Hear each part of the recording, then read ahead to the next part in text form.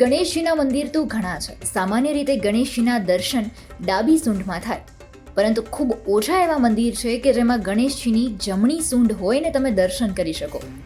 જમણી સૂંઢવાળા ગણેશજીને સિદ્ધિવિનાયકથી ઓળખવામાં આવે છે, જેનું મુખ્ય મંદિર મુંબઈમાં આવેલું છે. પણ આવું જ એક સવિશેષ મંદિર આવેલ છે ગુજરાતના જામનગર ખાતે. જામનગર નજીક આવેલ સપડામાં સુપ્રસિદ્ધ સિદ્ધિવિનાયક મંદિર આવેલું છે, જ્યાં રજાના દિવસોમાં તો ખરું જ, પણ ખાસ ગણેશ ચતુર્થીના દિવસે મોટી સંખ્યામાં ભક્તો આવે છે અને દર્શન માત્રથી ધન્યતાની અનુભૂતિ કરે છે. જામનગરથી આશરે 18 કિલોમીટર દૂર કાલાવડ રોડ પર સપડામાં સિદ્ધિવિનાયકનું સુપ્રસિદ્ધ અને પ્રાચીન મંદિર આવેલું છે, જેના દર્શન માત્રથી મનોકામના સિદ્ધ થાય છે.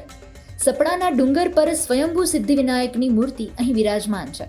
એવી માન્યતા છે કે આશરે 500 વર્ષ પહેલા અહીં એક ગુર્જર સુતારના એક વ્યક્તિને બાપા સપનામાં આવ્યા અને રૂપારેલ નદીમાં બાપાની મૂર્તિ છે તેવો તેને આભાસ થયો.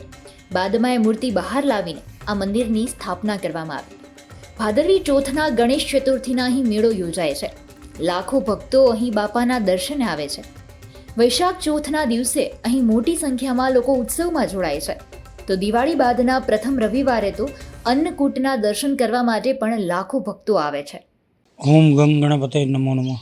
મારું નામ મહંત શ્રી મિલનગીરી ગુરુ શ્રી હરિગીરી મહારાજ છે.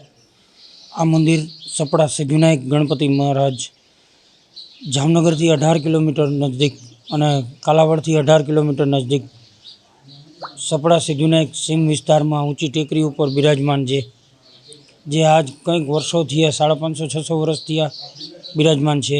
દાદા સપડા ગણપતિ બાપા, જે ગુજર સુતારને જે તે સમયમાં સપને આવીને વેણે વાત કરી હતી, મારો વજન ફૂલ જેવો છે, તું મને અહીંથી બારે કાઢ અને તારા બળદગાડામાં બેસાડી દે.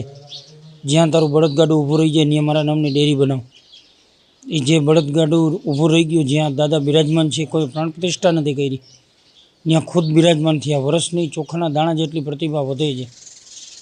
આ જગ્યામાં 3 ઉત્સવ થાય છે: વૈશાખ ગણેશ ચતુર્થી મહોત્સવ અને ભાદરવી ગણેશ ચતુર્થી મહોત્સવ અને અન્નકૂટ દિવાળી પછી. વૈશાખ ગણેશ ચતુર્થીમાં 35,000 થી 40,000 માણાનું દર્શન કરે છે અને એનું દર્શન કરવાનો લાભ લઈએ છે અને પ્રસાદીનો લાભ લઈએ છે. જેવી જ રીતના ભાદરવી ગણેશ ચતુર્થીમાં 1.5 થી 2 લાખ પબ્લિક દર્શન કરવાનો લાભ લઈએ છે. 50,000 થી 60,000 માણા પ્રસાદનો લાભ લઈએ છે અને હાલીને આવે છે કે ને એવી અનંત માનતાઓ પૂરી થાય છે, જે મનવંચિત ફળ પામે છે.